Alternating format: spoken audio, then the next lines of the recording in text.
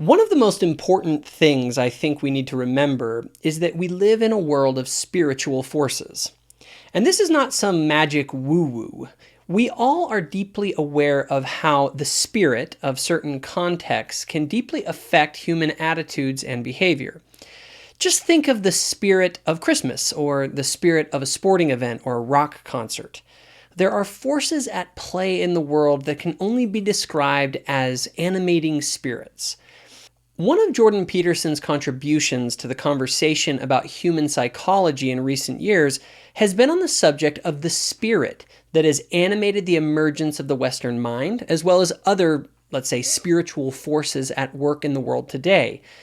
Recently, Jordan sat down with one of my favorite thinkers and social commentators, James Lindsay, and they discussed a very old spirit, the spirit of Cain, that has gripped mankind since its earliest days.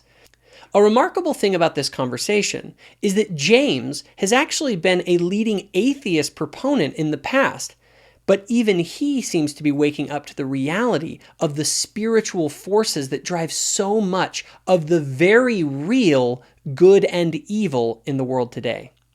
So if you delve deeply enough into the battle between two idea sets, and you keep going down, as you go down to more and more fundamental layers, you approach the religious, because the religious is by definition the most and I'm offering a definition here, that religious is by definition the most fundamental. And so I think when you're looking at something like the culture war that's going on, you can see it as a battle between ideas, but then when you trace the ideas back, you see it as a battle between narratives, and when you trace the narratives back, you see it as a battle between fundamental narratives. And as you approach the most fundamental narrative, you're treading on religious grounds. Yes. So what happens in the story of Cain and Abel, of course, is that Cain makes second-rate sacrifices. Right. And he knows they're second-rate. And because they're second-rate and he's not all in, his sacrifices aren't accepted. And that's just a phenomenological truth, which is life is so difficult that unless you make the proper sacrifices, you're not going to succeed. And then he calls God out on that, says the cosmos is constituted in an ill-gotten manner because I'm not successful. And God basically says, well, if you did things right, things would work out for you. And instead of Cain accepting that as corrective information, his countenance falls, so goes the story, and he flies into a murderous rage and destroys his own ideal because he really wants to be Abel. Right. And then the descendants of Cain he's murderous, Cain, obviously, Yes. because he kills Abel. And then the descendants of Cain become genocidal. Right. So the way the biblical narrative essentially opens, because Cain and Abel are the first two real human beings, right? Because Adam and Eve are made by God. So the biblical narrative portrays the battle between the spirit of Cain and Abel as the fundamental battle that rages in the human heart. So it's the battle between the spirit of proper sacrifice, which is what Abel represents, the spirit of improper sacrifice, that's Cain, and the cascading consequences of improper sacrifice. And then a metaphysical battle between those two spirits that characterizes, well, that's when history starts, right? So that's the central battle in history. What a profound insight. I love this idea that the central battle of human history and of the individual human heart is a battle between Cain and Abel. It's one spirit, the spirit of Abel, being that which accepts the primacy of God and makes the needed sacrifices, and the other spirit, the spirit of Cain, that is angry at the nature of the world, and so rebels against it in pursuit of its own desires, only to have its schemes come crashing down. I don't think we can underestimate the immense pain caused both individually and collectively as humans have ignored the necessary sacrifices demanded by reality while running after their own utopian dreams. And I think of Marxism as, I think the French Revolution was a manifestation of the spirit of Cain, and that Marxism itself is a manifestation of the spirit of Cain, and then the postmodern enterprise that's besetting us now, another manifestation of the spirit of Cain. And it's the proclamation.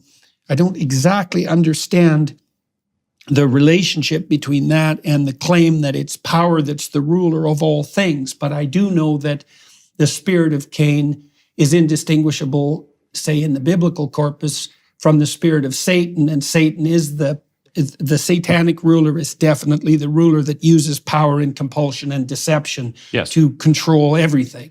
I mean, I think your connection that you're looking for boils down. I mean, Foucault gives us the hint, right? Everything is a prison, this carceral power. So what is power in this analysis? It's the power to compel, to extort, to extort, to force behaviors.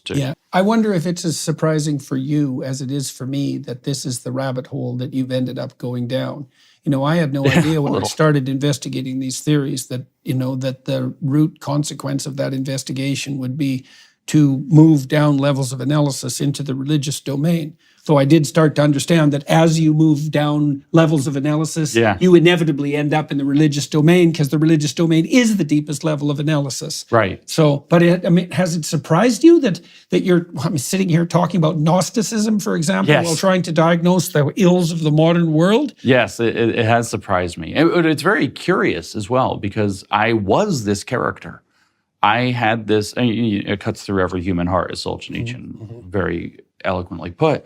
I was this character. I was a very frustrated academic, and I think it's typical. What is the most common, maybe there are others, but one of the more common psychiatric disorders that academics complain about is imposter syndrome, right? I've got this degree, but if I'm actually stupid because the PhD earning process is quite difficult, and you're always surrounded by people who know far more than you do, who remind you of it on a daily basis. And so you end up with this massive amount of imposters. I'm not really, good at the thing. I'm not as good as they think I am, this kind of delusional complex. And rather than taking the certification and saying, well, okay, I've earned this. And so you have this baseline where you like Marx, what do you do with your time? You dig into some area, you finally see the secret, truth nobody else saw within that. And I'm just talking as an impulse. I'm not getting religious yet. And you see this, and then you write and you write and write, and 7 people read it. Nobody cares. And you start to think to yourself, why am I not getting career advancement? Why am I not getting the accolades? Why isn't society, or if you're Marx, why isn't everybody else just paying my bills? Don't they see how important my social theory that I'm writing is? So you're doing something that's not particularly useful. But it's Cain. This is a second. That's also Lucifer, by the way. It is. Right. You're making a second-rate sacrifice and expecting to get first-rate results. Ooh, I think this is a really meaningful insight. Academics and intellectuals are very prone to the spirit of Cain. There is an immense resentment, oftentimes, towards the world that comes to intellectuals when they feel like they are so much smarter than the average person, but that those average people don't listen to them. There also often comes an immense desire amongst these resentful intellectuals to control the so-called average people.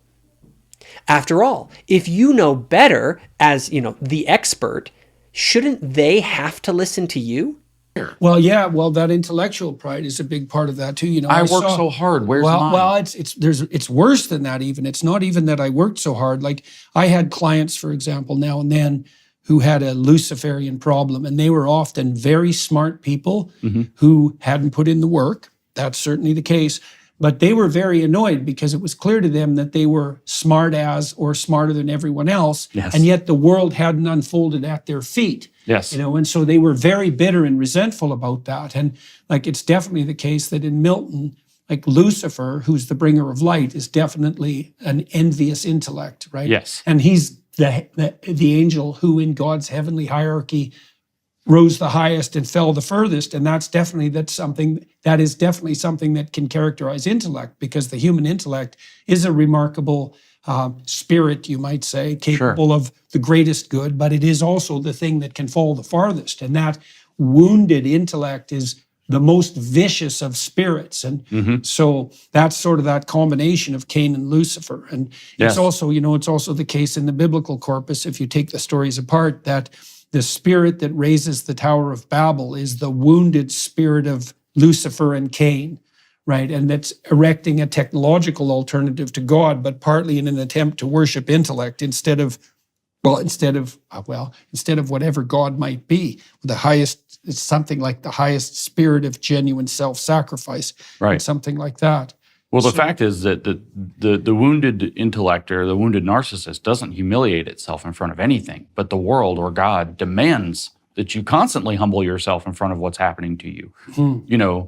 Right now, they get this weather thing, or it's not weather, these fires and the smoke. Well, guess what? Everybody in Washington, D.C., New York City has to deal with that. Reality has imposed itself. The smoky air is here. You don't have a choice about whether it's here or not. You have to humble yourself before what's happening around you and make adjustments accordingly. You don't get to just assert, well, I think the world should be this way. I think God should honor my sacrifices. Yeah, right. I think I should have the tower, however it is. No, if your sacrifices aren't being honored, the first question to ask is, what have you done wrong? Yes. Right, and that's more or less by definition, right? Because this is also what one of the things I see problematic in the so-called manosphere online. It's because all the men who are unsuccessful are clattering on about what's wrong with women. It's like, by definition, there's nothing wrong with women. Yeah. Right. If you're not adapting yourself to women, it's not the women's problem. Yeah, right. Exactly. It's your problem. And that's by definition. And it's the same thing in relationship to your relationship to the world, is that if your sacrifices aren't being rewarded, the right question to ask is, how am I prideful and blind? Not, how is the world constituted in an ill-gotten manner? Yes. Okay, so now... So what is the spirit that inhabits you? What is the spirit that inhabits those around you? Is it a humble spirit that seeks to know the nature of this reality that God has created and to make the appropriate sacrifices to obtain the blessings that God has in store for those who follow his will? Or is it a spirit of rebellion? Is it a spirit that seeks to ignore reality and to create its own path and world, even if that means forcing and coercing others? Both individually and collectively, we ignore reality at our peril. Reality is simply constituted in such a way that sacrifice is required to obtain the blessings God wishes to give us. If we wish to obtain the good life without making the needed sacrifices, we will be, as the scriptures say, kicking against the pricks. Resentment and the assertion of our own will in pursuit of man-made utopias is not the path to prosperity, either individually or collectively. Cain had it wrong. Instead, we access the blessings of God as we humbly recognize his sovereignty and make the needed sacrifices to access the abundance of blessings our loving Father is willing to give. You should keep all this in mind the next time that you attend the temple and are asked to live the law of sacrifice. There is a law, irrevocably decreed in heaven before the foundations of this world, upon which all blessings are predicated. And when we obtain any blessing from God, it is by obedience to that law upon which it is predicated.